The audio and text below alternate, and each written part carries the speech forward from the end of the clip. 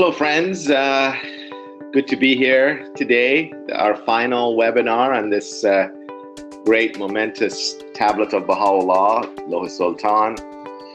We're going to be covering the remaining paragraphs, paragraph 67 to 90. And let's get right to it. In paragraph 67, Baha'u'lláh makes reference to the expulsion of a large group of his followers from Baghdad to Mosul, which took place sometime before July 10th, 1868. Based on some of the correspondence that we have from foreign powers, we can surmise that it was, this happened sometime in the first quarter of 1868. And as I mentioned to you, the events of the arrest of the Baha'is in Násiri'd-Dín as well gives indication that this took place. Now, this event of the expulsion of the Baha'is, now these are the remaining followers of Baha'u'lláh who remained behind once Baha'u'lláh was exiled to Constantinople. So there was a large contingent of Baha'is were living in Baghdad after Baha'u'llah's exile, and they did want to accompany Baha'u'lláh, but Baha'u'lláh encouraged them to remain behind and promote the cause of God in Baghdad.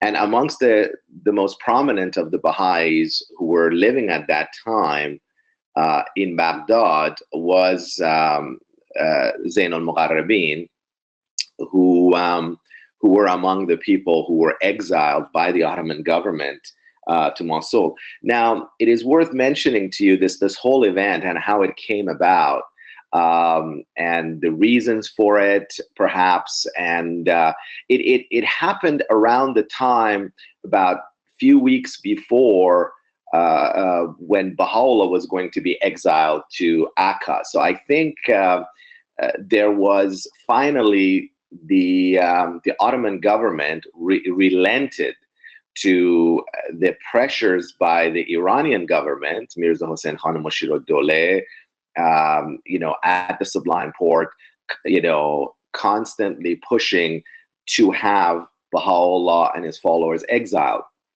And Baghdad being a strategic location, they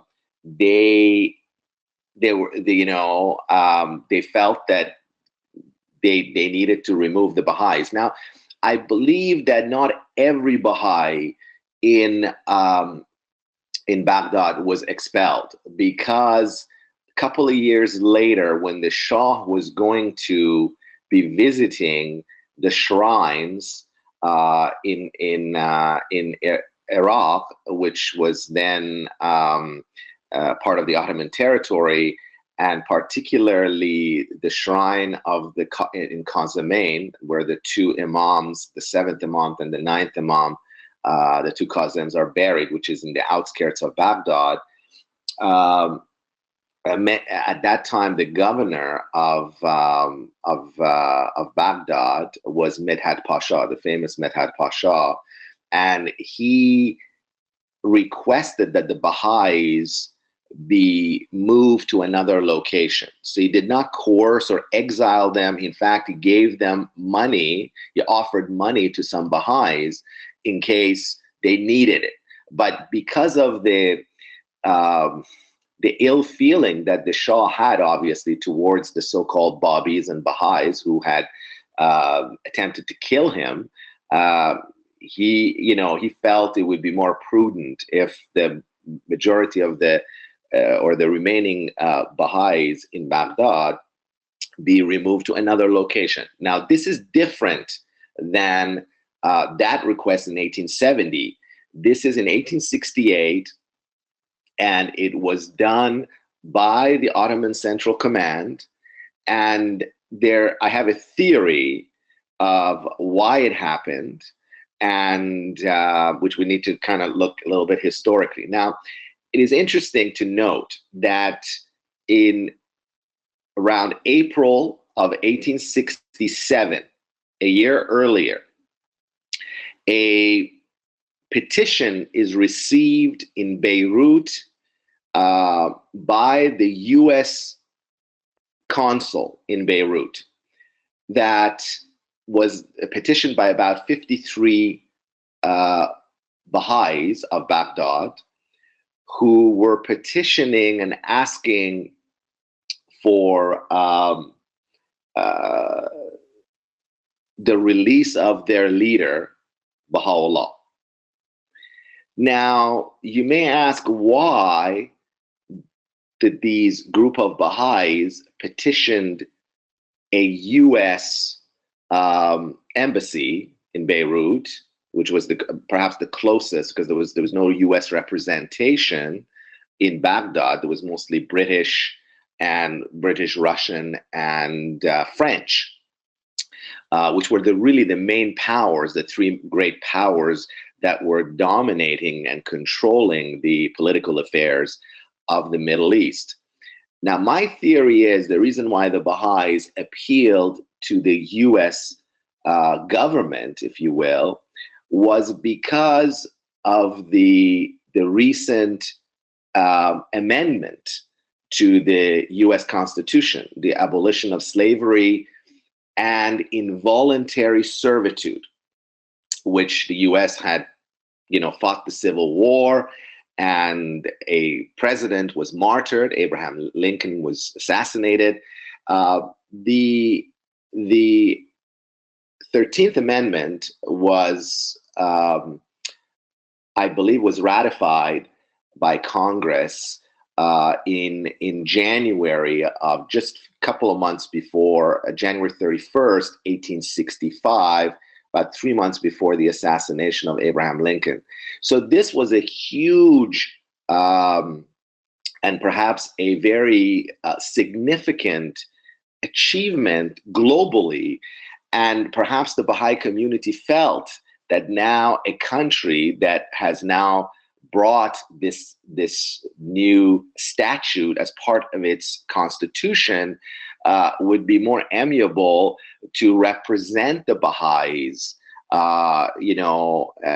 before other nations, before other Western nations. So I believe that would have been the reason.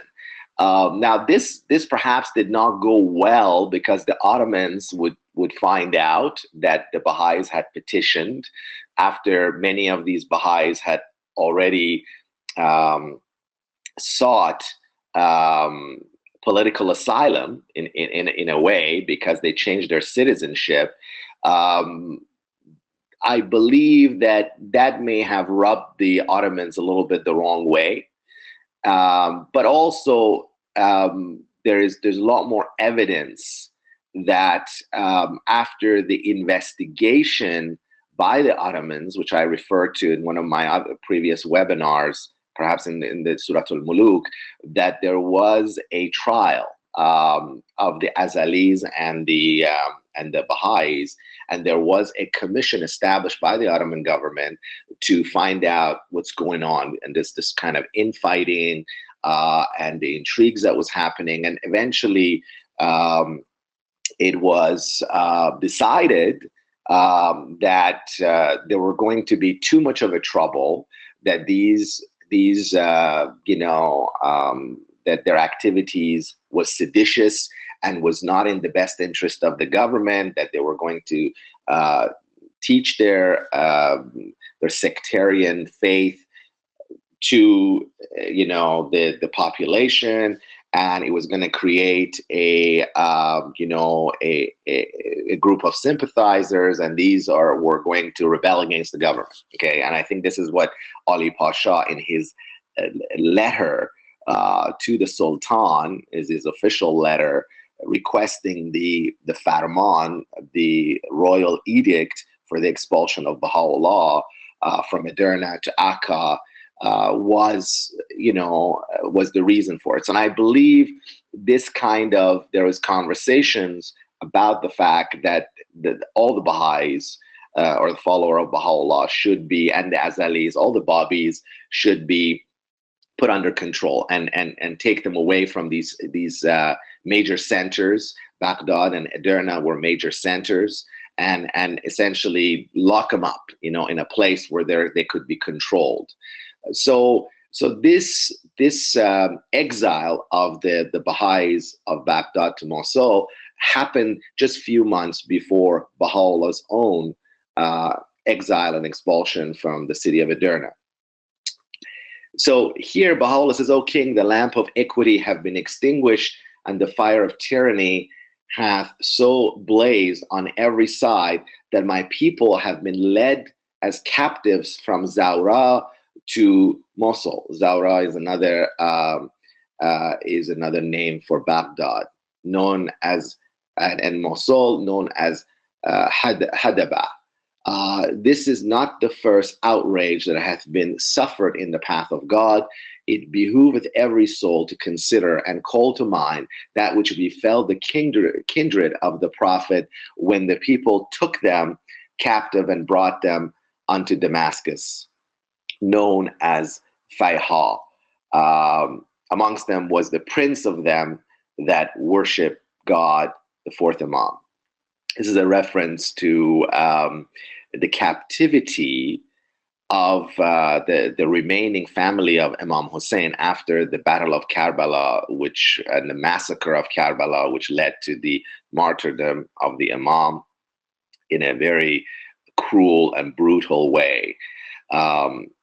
So Baha'u'llah here is comparing this recent event that his followers, essentially his family, his spiritual family, has been exiled, and is, essentially bringing it to the attention of the Shah that perhaps the Shah would act with justice and come to the help and support of these exiles.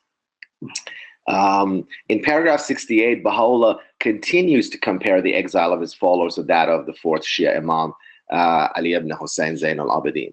Now, just again, I need to give you a little introduction about who many of you may know Ali ibn Hussein. He was the son, the only son that survived the massacre of Karbala, and the reason for that he was very ill. He was actually deathly ill, and there was no, and perhaps the enemies when they went, after the killing of Imam Hussein and his other warriors, they went through their tent and they found him, the women, and him being the only male that was in bed, very gravely ill. Now, despite some of the accounts that he was an infant or he was young, and he was about 21 years old from historical events and his birth date.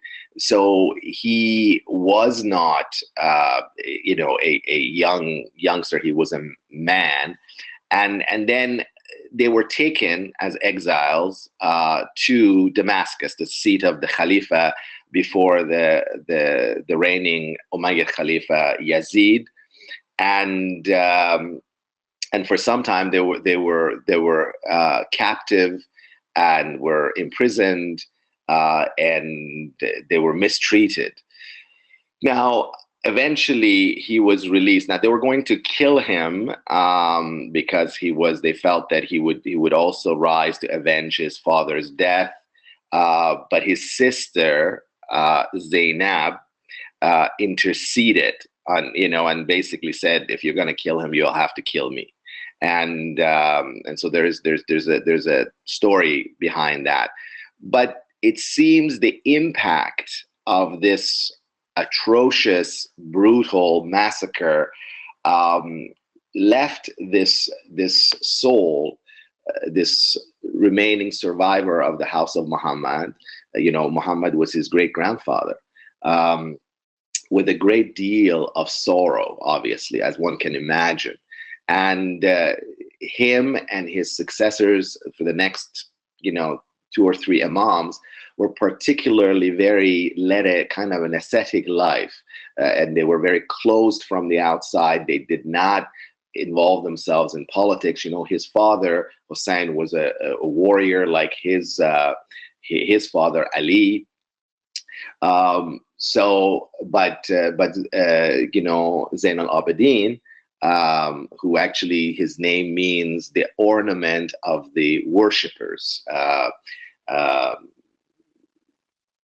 remained very, very subdued and spiritually minded, and he's also known as Al-Sajjad, or As-Sajjad, and Sajjad means the one who prostrates. And the reason why he's known by that is that he spent most of his days, of his remaining part of his life, you know, praying.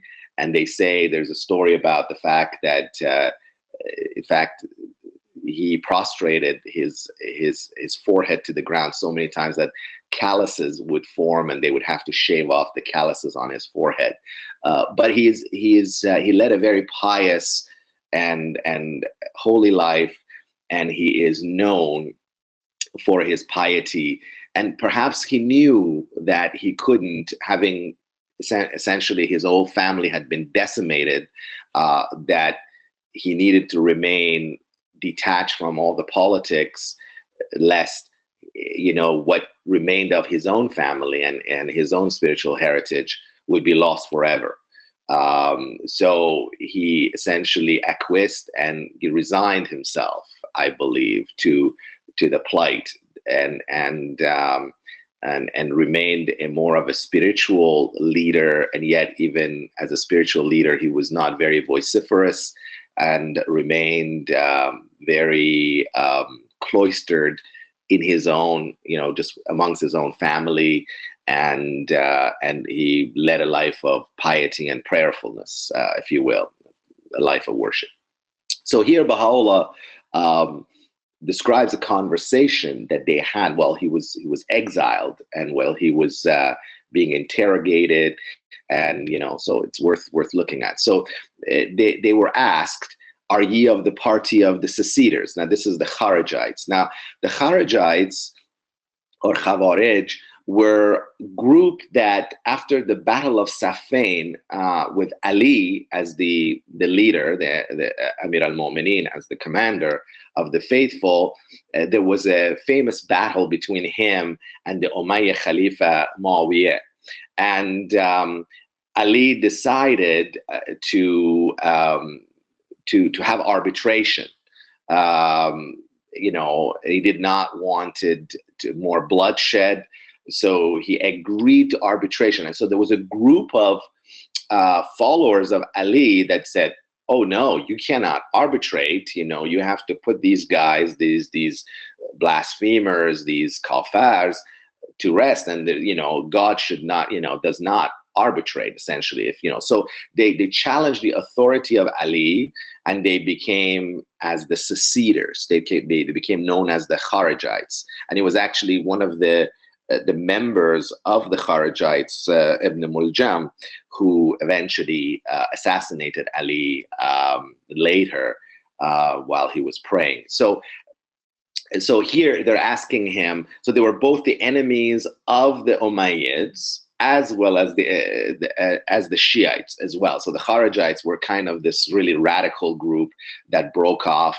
and believed that, you know, that Ali should not have you know, allowed any kind of arbitration to take place between the Umayyads and the house of Muhammad.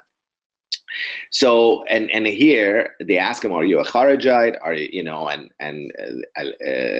Zain al-Abidin replies, "Nay, by the Lord Almighty, we are but servants who have believed in God and in His verses. Through us, the countenance of faith hath beamed with joy. Through us, the sign of the All-Merciful hath shone forth. At the mention of our names, the desert of Batha hath overflowed with water, and the darkness separating earth and heaven hath been dispelled." Now, in paragraph 69 through 72, Baha'u'lláh recounts the conversation of the fourth Imam with his oppressors I'll read sections of it for you here. Have ye forbidden, they were asked, that which God hath made lawful or allowed, that which he hath forbidden? We were the first to follow the divine commandments, Zayn al-Abidin answered. We are the root and origin of his cause, the beginning of all good and its end. We are the sign of the Ancient of Days and the source of his remembrance amongst the nations. They were asked, have ye forsaken the Quran? And then the reply is, in our house did the All-Merciful reveal it. We are the breezes of the All-Glorious amidst his creation. We are the streams that have branched out from the most great ocean, through which God hath revived the earth, and through which he shall revive it again after it hath died. Through us his signs have been diffused, his proofs revealed, and his tokens disclosed. With us is the knowledge of his hidden meanings and his untold mysteries. They continue to ask, for what crime have ye been punished? They were asked. For our love of God, he made reply, and for our detachment from all else save him. Now, Baha'u'lláh is recounting the story because he is showing the parallels. And he says, you know, we are like the family of Imam Hussein, like, you know, his beleaguered and oppressed son that was made captive. So here, Baha'u'lláh is hoping that by recounting this very well-known Shia historical event, because the Shah would have been very much privy to this, that he would get the Shah to or appeal to his sense of faith and his sense of compassion that would have stirred him as a result of being reminded of the events of the past that happened to some of the holy saints of Shia Islam. Now, Baha'u'lláh goes on to say, we have not related his exact words, peace be upon him, but rather have we imparted a sprinkling from the ocean of life eternal that lies enshrined within them, that those who hearken thereunto may be quickened and made aware of what hath befallen the trusted ones of God at the hands of a lost and wayward generation. We see the people in this day censuring the oppressors of bygone ages, whilst they themselves commit yet greater wrongs and know it not. You know, this reference, we see the people in this day censuring the oppressors of bygone ages. You know, in the ta'ziyah of Muharram, where they reenactment of the great martyrdom of Imam Hussein, you will see there's a great deal of censuring, as Baha'u'lláh refers to, of the oppressors and the names of them and who they were and what they did, and God's curse be upon them. And they're vilified, their memory is vilified. You know, in these reenactments of those very poignant events in the history of Shia Islam. So Baha'u'lláh says here that, you know, these people, they don't know it, but they're committing the same wrongs, and yet they're censuring the people of the past, but they're acting in a worse condition than what they did, you know, in the past. So here, Baha'u'lláh is showing that kind of, you know, the irony that is there with regards to the actions of these people in this age. In paragraph 73, Baha'u'lláh, in similar fashion as the earlier paragraph 7, reiterates his divine investiture and expounds on the meaning of adversity. So this is very similar to the one, O king, I was asleep upon my couch, and lo, the breezes of the All-Merciful wafted over me. So this is, Baha'u'lláh says, God beareth me witness that my purpose hath not been to foment sedition, but to purify his servants from whatsoever hath prevented them from drawing nigh unto him, the Lord of the day of reckoning. And then he goes on to say, I was asleep upon my couch when, lo, the breezes of my Lord, the All-Merciful, passed over me, awoke me from my slumber, and bade me lift up my voice betwixt earth and heaven. This thing is not from me, but from God. Unto this testify the dwellers of his dominion and of his kingdom, and the inhabitants of the cities of his unfading glory. By him who is the truth, I fear no tribulation in his path, nor any affliction in my love for him, and in the way of his good pleasure. Verily God hath made adversity as a morning dew upon his green pasture, and a wick for his lamp, which lighteth earth and heaven. This passage, this whole section has been quoted by Baha'u'lláh in the Epistle to the Son of the Wolf. And this last paragraph especially is a very beautiful passage. They're all beautiful, but this one, I know it really touched me many years ago when I know I was in university and I was reading the writings, and this particular one about adversity. He says, verily God hath made adversity as a morning dew upon his green pasture, and a wick for his lamp, which lighteth earth and heaven. So beautiful. In paragraph 74, Baha'u'lláh begins a poignant admonishment to the Shah about the ephemeral nature of this world and what truly matters in this life. He says, shall a man's wealth endure forever, or protect him from the one who shall ere long seize him by his forelock? Gazing upon those who sleep beneath the gravestone, embosomed in the dust, could one ever distinguish the sovereign's crumbling skull from the subject's moldering bones? Now, this analogy of, at the end, we're all going to die, and whether you're a king or whether you're the subject of a king or a poor man, you're all going to turn to dust the same way. This is also mentioned later on by Baha'u'lláh and echoed throughout his other letters to the kings as well, particularly to Napoleon III.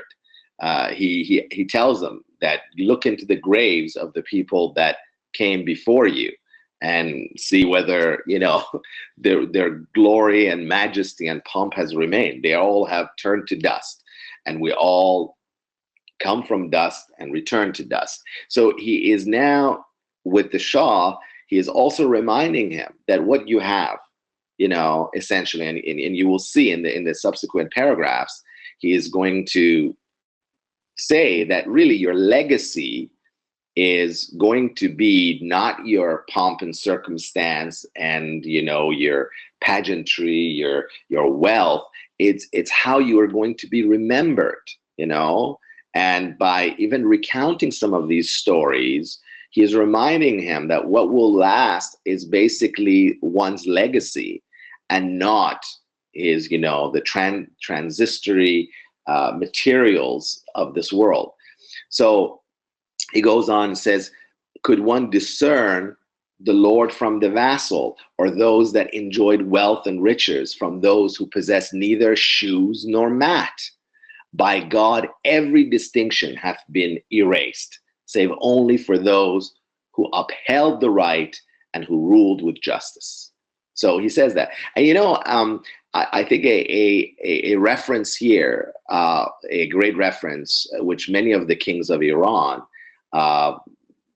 in the past and in the future, after him, particularly the last Shah of Iran, echoed was this was the spirit and the station of Cyrus the Great. who is also mentioned in the Bible as the emancipator of the Jews from their Babylonian exile. So here you have an exemplary king, Cyrus the Great, that ruled, with justice. That was a benevolent king, and he's now remembered after essentially 3,000 years, 2,500, 2,600 years.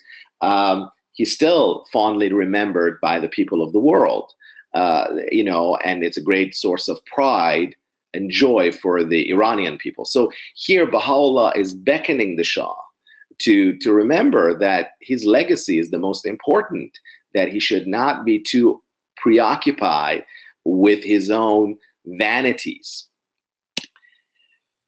In paragraph 75 through 79, Baha'u'lláh continues his admonishment to the Shah. Whither are gone the learned men, the divines and potentates of old?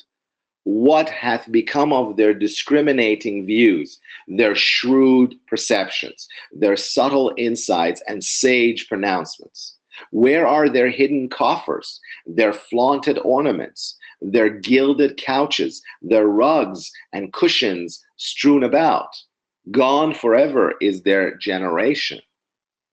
All have perished, and by God's decree naught remains of them but a scattered dust. Exhausted is the wealth they gathered. Dispersed the stores they hoarded. Dissipated the treasures they concealed. Naught can now be seen but their deserted haunts, their roofless dwellings, their uprooted tree trunks, and their faded splendor. No man of insight will let wealth distract his gaze from his ultimate objective, and no man of understanding will allow riches to withhold him from turning unto him who is the all-possessing, the Most High. Oh, this is so clear, and yet, this Shah was not moved by this. It really boggles my mind. Where is he who held dominion over all whereon the sun shineth, who lived extravagantly on earth, seeking out the luxuries of the world and of all that hath been created upon it? Where is the commander of the swarthy legion and the upraiser of the golden standard?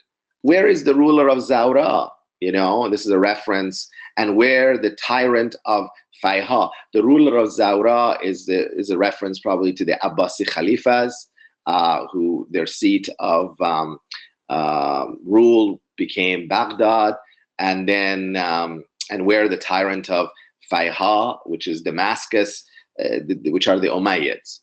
Where are those before whose munificence the treasure houses of the earth shrank in shame, and at whose largest and swelling spirit the very ocean was abashed? Where is he who stretched forth his arm in rebellion and who turned his hand against the All-Merciful? Where are they who went in the quest of earthly pleasures and the fruits of carnal desires? Whither are fled their fair and comely women? Where are their swaying branches, their spreading boughs, their lofty mansions, their trellised gardens? And what of the delights of these gardens, their exquisite grounds and gentle breezes, their purling streams, their soughing winds, their cooing doves and rustling leaves? What a wonderful image of Baha'u'lláh. There's all these magnificent, these idyllic environments of these people who created the hanging, gardens of Babylon. There's no trace of them. There is nothing. Where now are their resplendent morns and their brightsome countenances wreathed in smiles? Alas for them, all have perished, and are gone to rest beneath a canopy of dust. Of them one heareth neither name nor mention. None knows of their affairs, and naught remains of their signs. What? Will the people dispute then that whereof they themselves stand witness? Will they deny that which they know to be true? I know not in what wilderness they roam. Do they not see that they are embarked upon a journey from which there is no return? How long will they wander from mountain to valley, from hollow to hill? Hath not the time come for those who believe to humble their hearts at the mention of God? Blessed, this is from the Quran, blessed is he who hath said or now shall say, yea, by my Lord, the time is come and the hour hath struck, and who thereafter shall detach himself from all that hath been and deliver himself up entirely unto him who is the possessor of the universe and the Lord of all creation. As I mentioned earlier, this is all echoed in Baha'u'llah's proclamation to all the kings and the rulers. I mean, he tells the Pope that to abandon his palaces, and you know, that you know, they think that people live in palaces, but they're living in tombs, essentially. If they are not believing, if they are not fulfilling their true life purpose, which is to do God's will as purposed by God through his latest manifestation of God. And yet what hope? For naught is reaped save that which hath been sown, and naught is taken up save that which hath been laid down, unless it be through the grace and bestowal of the Lord. Hath the womb of the world yet conceived one whom the veils of glory shall not hinder from ascending unto the kingdom of his Lord, the all-glorious, the Most High? Is it yet within us to perform such deeds as will dispel our afflictions and draw us nigh unto him who is the causer of causes? We beseech God to deal with us according to his bounty and not his justice, and to grant that we may be of those who have turned their faces unto their Lord and severed themselves from all else. In paragraph 80 through 83, Baha'u'lláh speaks of the unspeakable suffering which he hath been made to suffer in the path of God, but adds that his fortitude in confronting these tribulations is unshakable, and that he would willingly lay down his life for the fulfillment of the cause of God. I have seen, and this section of this paragraph has been translated by Shoghi Effendi and included in Promised Days Come. I have seen, O Shah, in the path of God, what eye hath not seen nor ear heard. Mine acquaintances have repudiated me. My pathways have been straightened. The fount of well-being hath run dry, and the bower of ease hath withered. How numerous the tribulations which have reigned and will soon reign upon me. I advance with my face set towards him who is the Almighty, the All-Bounteous, whilst behind me glideth the serpent. Mine eyes have rained down tears until my bed is drenched. So in a way, Baha'u'lláh is also foreshadowing the upcoming tribulations, which will lead to his exile to the most great prison, which was tremendously painful for him, and became the the apogee of his trials and tribulations. You know, the grievous of them, especially for the first few years of his solitary confinement in the army barracks of Akka, and the loss of his son, Mirza Mehdi, and the fact that his followers were forbidden and prevented from attaining his presence. So it was a very turbulent and excruciatingly painful period that is coming.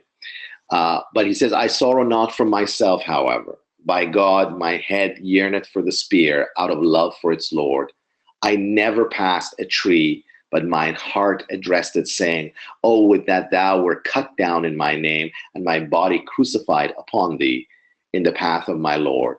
For I see the people wandering, distraught and unconscious in their drunken stupor. Sounds like the verse from the Tablets of Ahmad, where he says the people are wandering in the paths of delusion, bereft of discernment, to see God with their own eyes or hear his melodies with their own eyes, with their own ears.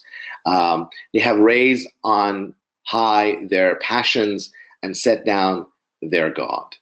Methinks they have taken his cause for a mockery and regarded as a play and pastime, believing all the while that they do well and that they dwell securely in the citadel of safety. Howbeit the matter is not as they fondly imagine. Tomorrow shall they behold that which today they are wont to deny. In paragraph 82, Baha'u'lláh makes a reference to his impending exile to Akka and the adverse condition of that penal colony. And I'll make some comments about this because I believe Dr. Buck had asked a question on the forum, which I didn't answer, and perhaps I can address it. It says, ere long shall the exponents of wealth and power banish us from the land of Adrianople to the city of Akka. According to what they say, it is the most desolate of the cities of the world, the most unsightly of them in appearance, the most detestable in climate, and the foulest in water. It is as though it were the metropolis of the owl, within whose precincts naught can be heard save the echo of its cry.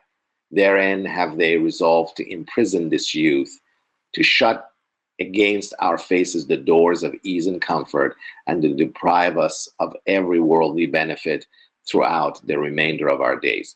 Now, there has been a question whether Baha'u'lláh, when this tablet was revealed, Baha'u'lláh, through his omniscience, knew where he was going, or whether somehow he had found out where he was going. We don't know that. I like to think it is the former, being that Baha'u'lláh obviously knew this was all destined for him. But yeah, we have to also bear in mind that the governor of Adrianople, Khurshid Pasha, was very friendly towards Baha'u'lláh, and he may have been notified earlier that the government was intending on exiling Baha'u'lláh to Akka, and he may have shared that information with Baha'u'lláh. We don't know that. What we do know that Khurshid was so distraught by the final verdict, by the final edict of the Shah of expulsion, that he essentially, like his counterpart in Baghdad, Naim Pasha, he essentially decided to take a leave of absence and let his deputy deal with that. He was so ashamed and embarrassed by this act that he didn't want to have anything to do with it, and as such, he relieved himself from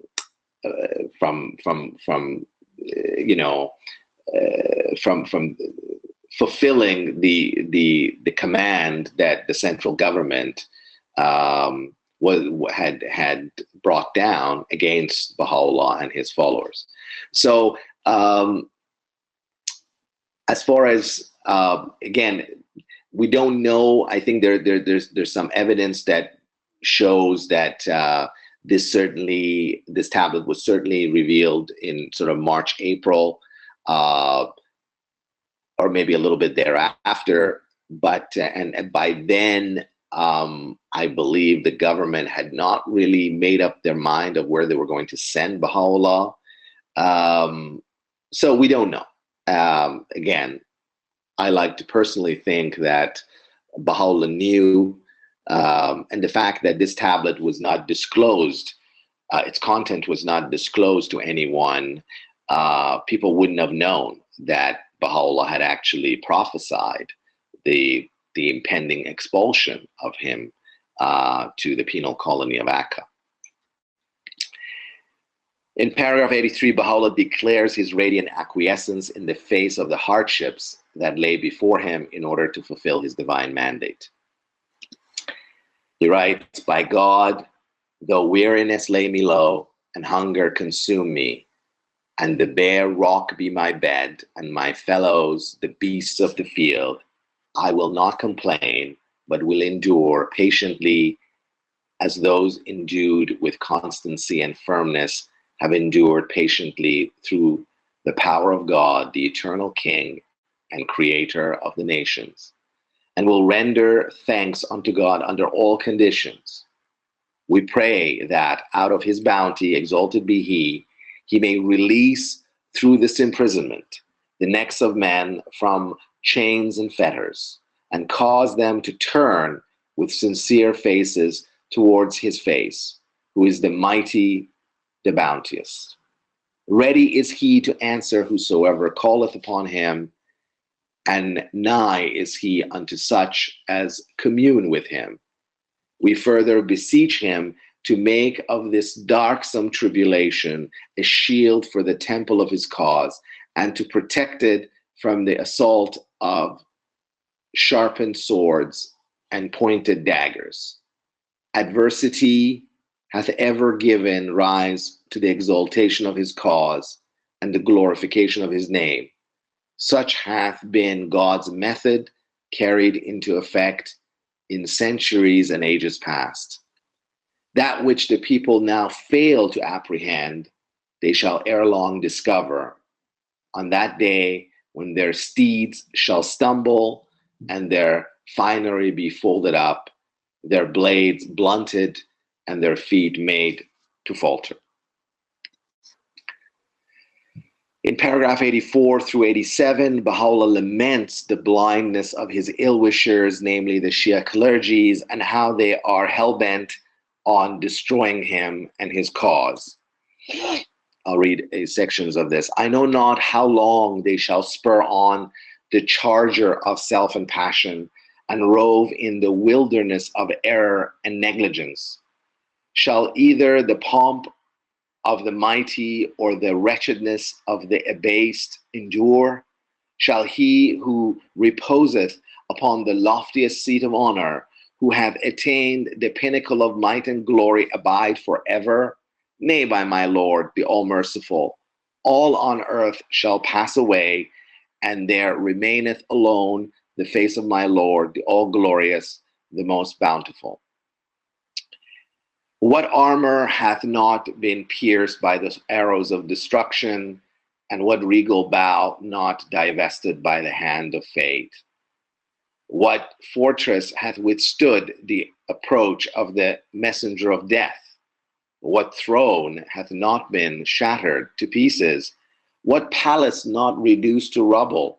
Could the people, could the people but taste that choice wine of the mercy of their Lord, the Almighty, the All-Knowing, which lieth in store for them in the world beyond, they would assuredly cease their censure and seek only to win the good pleasure of this youth." Moving on to the next, and it continues on. Is it their wish to tarry here when already they have one foot in the stirrup? Look they to return once they are gone? Nay, by him who is the Lord of lords, save the day of judgment, the day whereon the peoples shall arise from their graves, and be asked of their legacy. Well is it with him who shall not be weighed down with his burdens on that day, the day whereon the mountains shall pass away and all shall gather to be questioned in the presence of God, the most exalted. Stern indeed is he in punishing, in his punishing, is he in punishing. Again, this continues, Baha'u'lláh, and in paragraph 88, Baha'u'lláh again confesses his radiant acquiescence in the face of upcoming tribulations. He writes, but for the tribulations that have touched me in the path of God, life would have held no sweetness for me, and mine existence would have profited me nothing. For them who are endued with discernment and whose eyes are fixed upon sublime vision, it is no secret that I have been most of the days of my life, even as a slave, sitting under a sword hanging on a thread, knowing not whether it would fall soon or late upon him. And yet, notwithstanding all this, we render thanks unto God, the Lord of the worlds, and yield him praise at all times and under all conditions. He verily standeth witness over all things. In paragraph 89 and 90, he extends a final supplication and prayer to God that the Sháh be guided to aid his faith and turn towards his justice. We beseech God to extend wide his shadow, that the true believers may hasten thereunto, and that his sincere lovers may seek shelter therein. May he bestow upon men blossoms from the bowers of his grace and stars from the horizon of his providence. We pray God, moreover, graciously aid the king to do his will and pleasure, and to confirm him in that which shall draw him nigh unto the dayspring of God's most excellent names, so that he may not give countenance to the injustice he witnesseth, may look upon his subjects with the eye of loving kindness and shield them from oppression. We further beseech God, exalted be he, to gather all mankind around the gulf of the most great ocean, an ocean every drop of which proclaims that he is the harbinger of joy unto the world and the quickener of all its peoples. Praise be to God, the Lord of the day of reckoning. And finally, we beseech God, exalted be his glory, to enable thee to aid his faith, again turning to the king, and turn towards his justice, that thou mayest judge between the peoples, even as thou didst judge between thine own kindred, and mayest choose for them that which thou choosest for thine own self. He verily is the all-powerful, the most exalted, the help in peril, the self-subsisting. Now, just in the second last paragraph, in the paragraph 89, I believe, or actually no, in paragraph 85, going back to paragraph 85, where Baha'u'lláh is expatiating on his suffering, he says, they have hidden me behind a veil of darkness, whose fabric they have woven with the hands of idle fancy and vain imaginings, or imagination. Ere long shall the snow-white hand of God rend an opening through the darkness of this night and unlock a mighty portal unto his city. And then he goes on to say, on that day shall the people enter therein by troops. So this, I just wanted to make a note, the reference to entry by troops. I heard this from the hand of the cause of God, Ali Akbar Furutan, God rest his soul. What a beautiful soul he was, and he gave us so much. I recall he's speaking, and he says in the tablet to the Shah of Iran that this concept of entry by troops was first introduced, and this is it. This is the reference that, and Mr. Furutan makes mention of it in Arabic, And then this is the translations. On that day shall the people enter therein by troops, uttering what the blamers aforetime exclaimed. And there shall be made manifest in the end that which appeared in the beginning. So this is a paragraph 85 of the tablet, or paragraph 270 of the Lawh-i-Sultán here. Just wanted to bring that to your attention. This tablet, friends, is invested and pregnant with so much. And I really feel that it was truly a monumental tablet that Baha'u'lláh revealed for all of humanity, particularly for the people of Iran.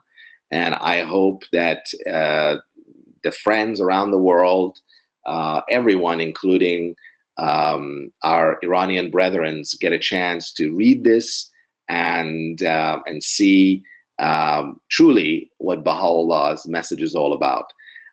Thank you very much for allowing me to share these thoughts with you. I'll ask Dr. Stockman to now join us for any questions, and I will we will continue to finish off the course on the forum. But as far as the webinars, this is the end of it. Now, if there's any questions. Thank you so much, Shahrokh. That was fascinating. It's good to have all the information about the exiles to Mosul and the reference to the fourth Imam and these kinds of things. It really gives deep context to what he's talking about and the comparisons that he's making, especially the comparisons he's making to Zayn al-Abidin. That's very interesting.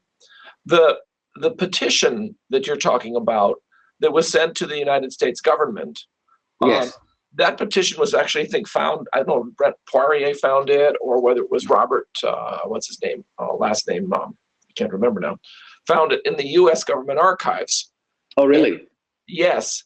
And it's from the Baha'is of Shushtar, it says, which is kind of surprising because that's down more like by Basra, or I'm not sure about that far down. I'd have to check the map. Yeah. And it was Shushtar is in Khuzestan. Yes.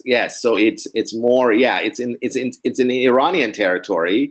Yes. Interesting. Okay. Yes. Yeah. Well, and it has all the names. I think that if I'm trying to remember the details, we published it in World Order magazine. We published the English translation, and we published it with commentary and background information. We found the name of the American.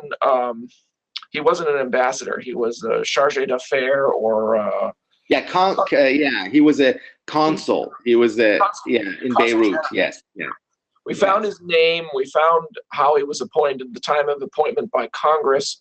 And it turns out it was sent to him from somebody who was in Baghdad who received it from the Baha'is.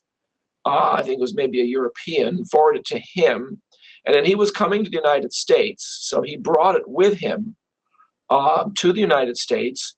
And of course, went straight to Washington, D.C. because he wanted to go talk to his boss, the Secretary of State, who was Seward, if I remember right.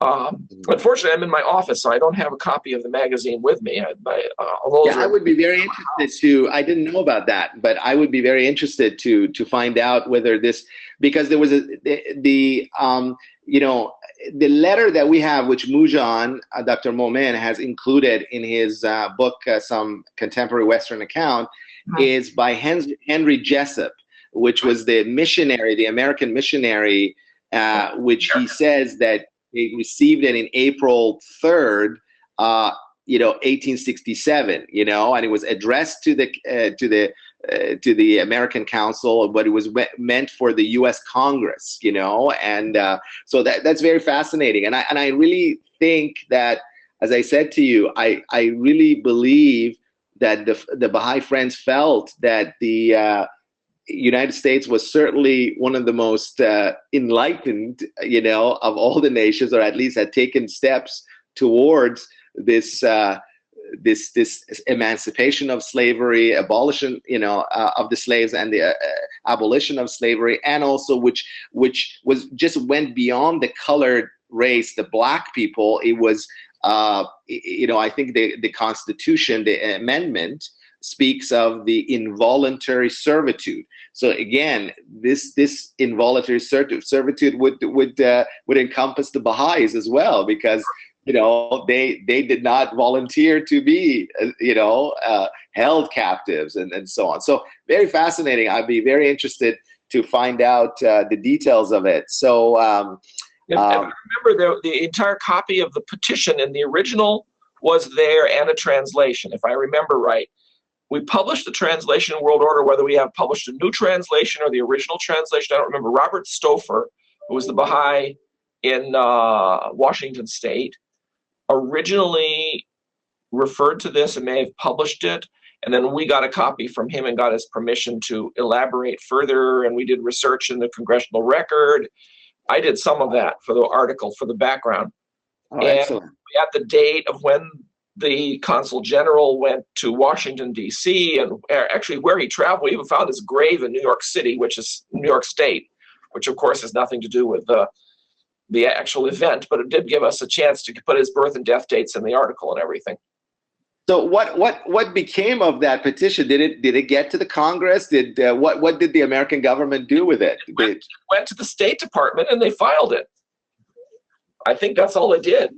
I mean, what are they going to do? So they get a letter from a group of Baha'is. They don't know who Baha'is are in Shushtar, and there are no American missionaries probably within 300 kilometers or 500 kilometers of Shushtar, or maybe a little less than that, because there probably were some in Baghdad. But that's in Ottoman territory, and this is a time when there's not even a consul general, American consul general in Tehran, as far as I know. This was, the American foreign policy of, with regards to Middle East really started, after the first, just before the First World War, and it was in the 20th century with Teddy Roosevelt, and but prior to that, really the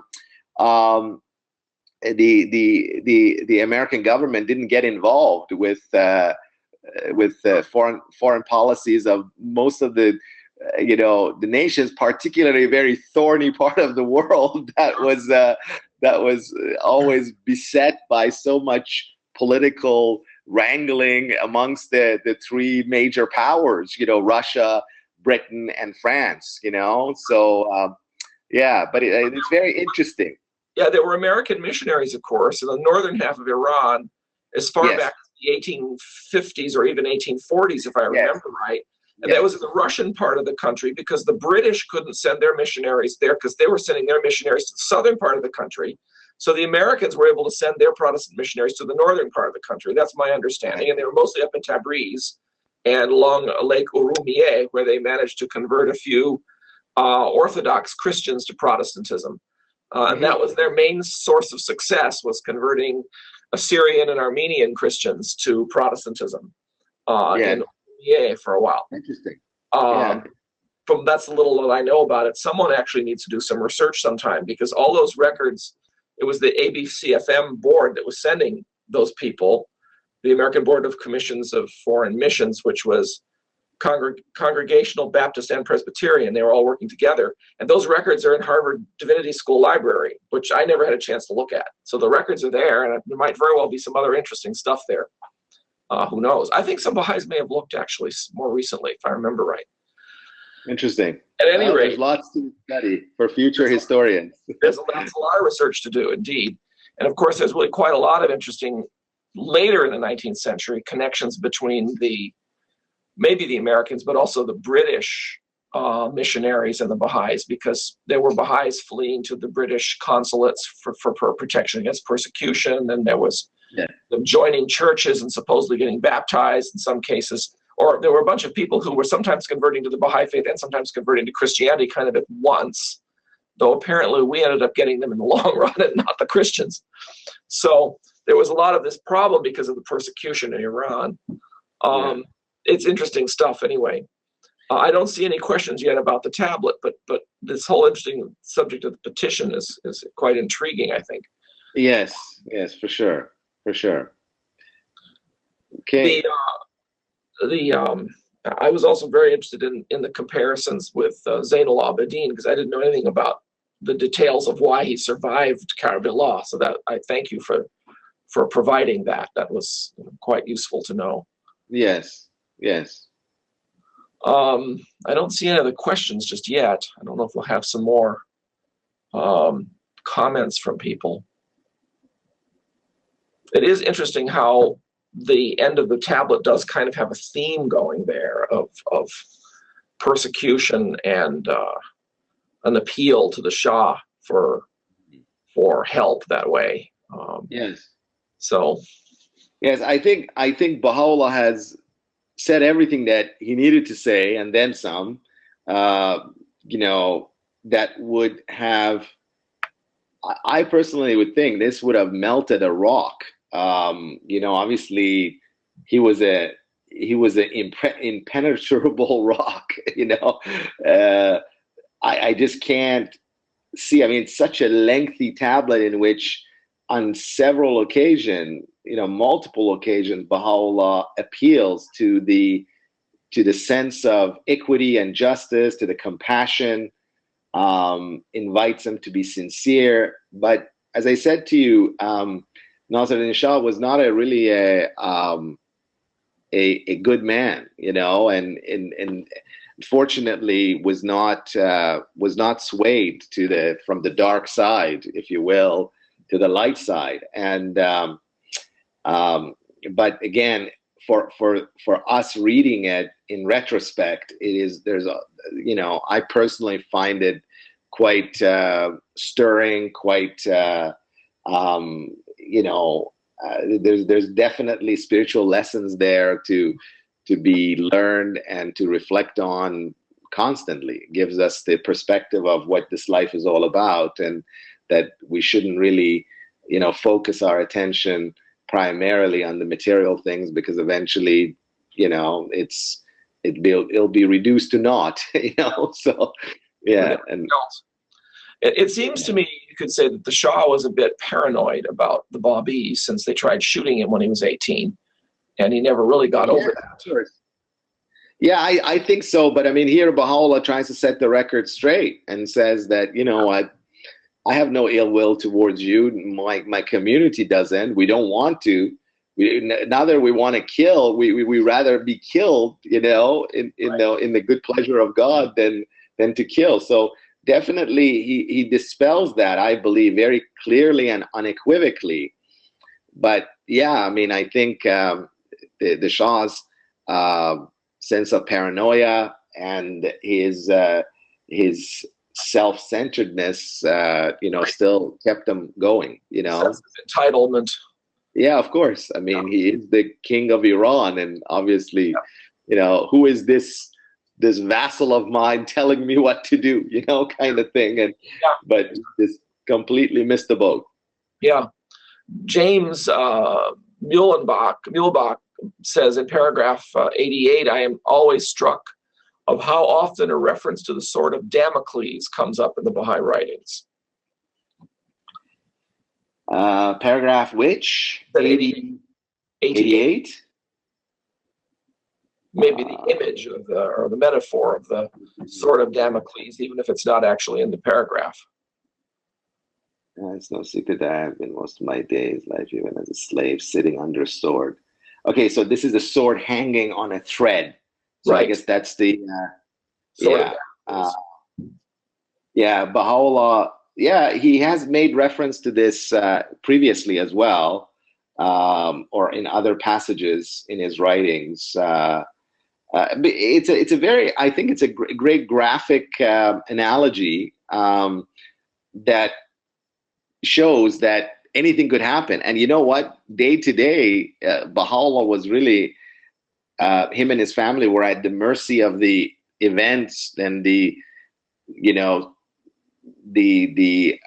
machinations of his enemies and ill-wishers. I mean, really, when you look at the life of Baha'u'lláh from the revelation of the Bab, from 1847 onwards, where things start to get really turbulent,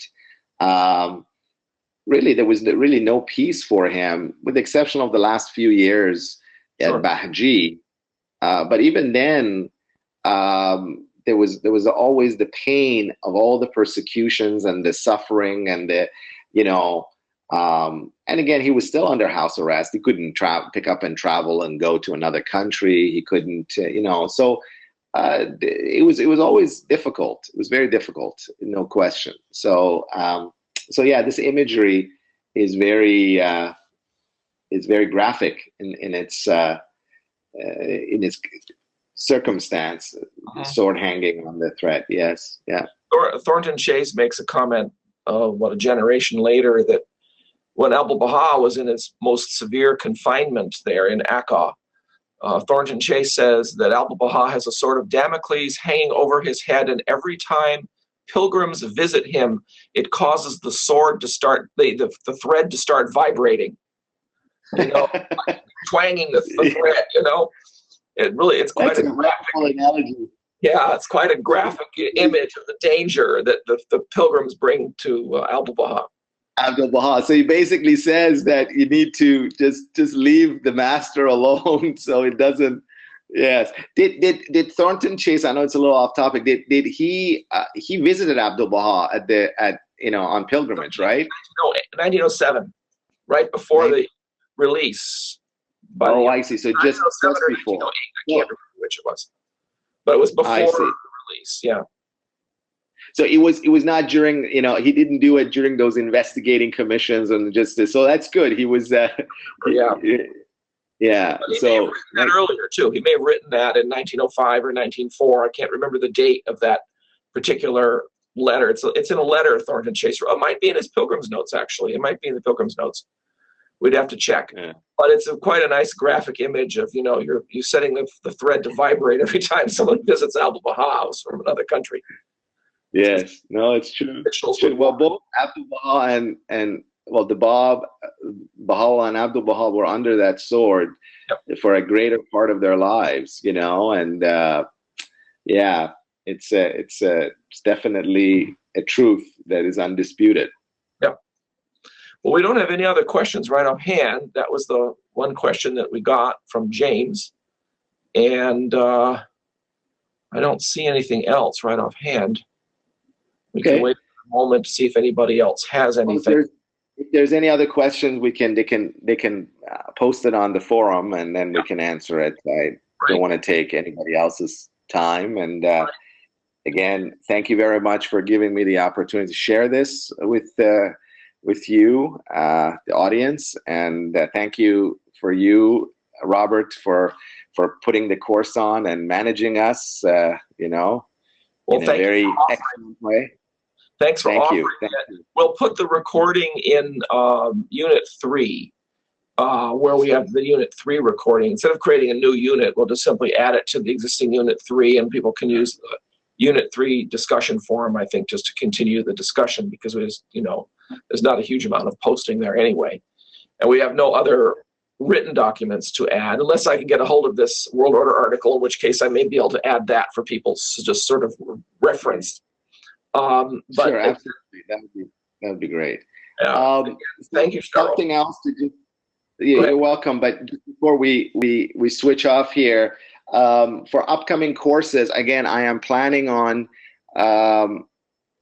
sharing or continue with Baha'u'llah's proclamations and his proclamatory works. The next topic would be Baha'u'llah's letter to Napoleon III, which he dispatched the first one, the smaller one, from Edirne, and then the more momentous one from Akka in 1869, early 1869. So we're going to, the next one in the line of the succession would probably be the tablet to Napoleon III, and hopefully we'll find a time either later this year or in the next year, and we'll go from there. Good. Yeah, we can look at the schedule. We have some slots available maybe in November at the moment, I think. We could always consider early November. We'll have to look at your schedule too, obviously. Sure. But that would be marvelous to have, and that I think has a long-term interest to the friends, since people have heard of Napoleon more than they've probably heard of the Shah of Iran. Sure. But it's a shorter tablet too, so it's maybe not, in that sense, not quite as interesting. Well, thank you again. Yes, we're going to be. Yes, thank you. And we're going to be looking at the Ottoman tablet also. Between then, I may just do that, or right after that, I may just do the tablet to the ministers of the Ottomans, the Ali Pasha, the two Lawh-i-Rais, and also Lawh-i-Fuad as well. So those have a lot of historical significance as well as the content of it as well. So they're definitely shorter than this tablet, and everything going forward is going to be shorter than this one, but but it's still very intriguing, and there are a lot of subjects to cover. Good. Well, thank you again. Thank you very much for your contribution to the Wilmette Institute with this really fascinating webinar course, and we're looking forward to future courses from you, and I'm sure we'll have a very interested audience as well as people want to study these in more detail. So want to wish everyone a great afternoon, and we'll theoretically the the next unit starts today, and it's just a wrap-up unit, but we may extend the Unit 3 down a few more days so that people have time to talk about the fourth webinar. So thanks, everybody, and I will close the broadcast right now. Thanks again, Shahrokh.